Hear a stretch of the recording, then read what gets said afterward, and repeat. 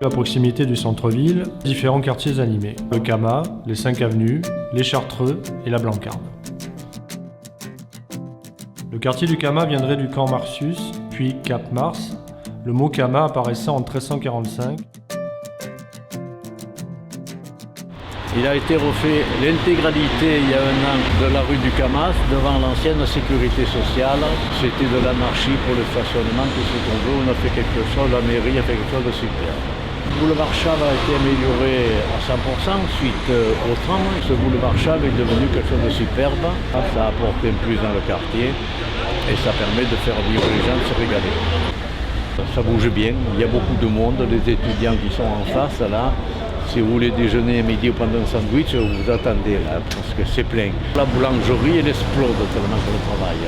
C'est un élan dans le lancement ou l'amélioration de nos quartiers. Le 4e arrondissement, on prend 4 quartiers, Blancarde, 5 avenues, Chartreux, Chute-la-Vie, à peu près 90-100 000 habitants. La Blancarde est celui qui est le plus populeux, à peu près 15 000 habitants. C'était des propriétés, comme beaucoup à Marseille, ici, jusqu'aux 5 avenues. Il y avait le Grand Pré, je crois que ce qu'ils appelaient. Le propriétaire s'appelait M. Blancard, d'où le nom de la Blancarde, dans le quartier de la Blancarde. On a l'Antidote connu, donc pour ses humoristes. Les studios de Canis, où il y a une école de danse, il y a une école de musique. On est sur peut-être la perle du 4e arrondissement, c'est le stade Valier. Donc d'un côté la piste, de l'autre côté le stade. Bien sûr, puisqu'on est là, il y a la piscine qui va être en cours de rénovation. Sur le plan économique, il y a des quartiers qui tournent bien. Vous avez Sébastopol avec son marché. Donc ça, c'est des coins où je pense économiquement, ça tourne très bien. Les 5 avenues, ça attire énormément de monde.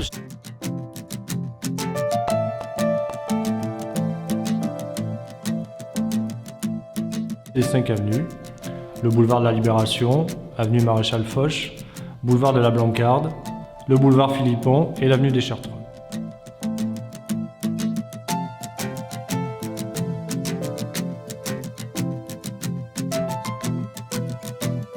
Le Palais Longchamp, édifié à la gloire de l'eau de l'art et des sciences, est l'aboutissement du canal de Marseille. À la suite d'une Xème épidémie de choléra, le maire de Marseille, Maximin Clausola à l'époque, a décidé de l'arrivée de l'eau à Marseille depuis la Durance avec la construction du canal de Marseille, qui a été confiée à Major de Montrichet.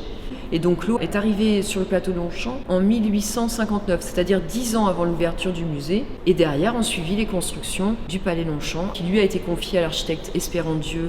Les 2 bâtiments ont vraiment été conçus dès l'origine pour être des musées, avec son aile art et son aile science. C'est pour ça que vous avez vraiment des architectures intérieures complètement dédiées à la muséographie du 19e siècle. Ici, dans la salle de Provence, on est dans presque le musée du musée, puisqu'elle est classée aux monuments historiques. Nous avons voulu ouvrir une nouvelle salle avec des pièces un peu spectaculaires, dont un reptile marin du Crétacé, un mosasaure. On a des images, des panneaux, des textes, des explications qui permettent d'illustrer l'adaptation et l'évolution du vivant. Le musée des Beaux-Arts de Marseille est l'une des plus vieilles institutions culturelles de la ville de Marseille, puisqu'il a été créé sous la Révolution. 1804, dans l'ancienne chapelle des Bernardines. Et depuis 1869, l'histoire du musée des Beaux-Arts est liée donc à celle du Palais Longchamp.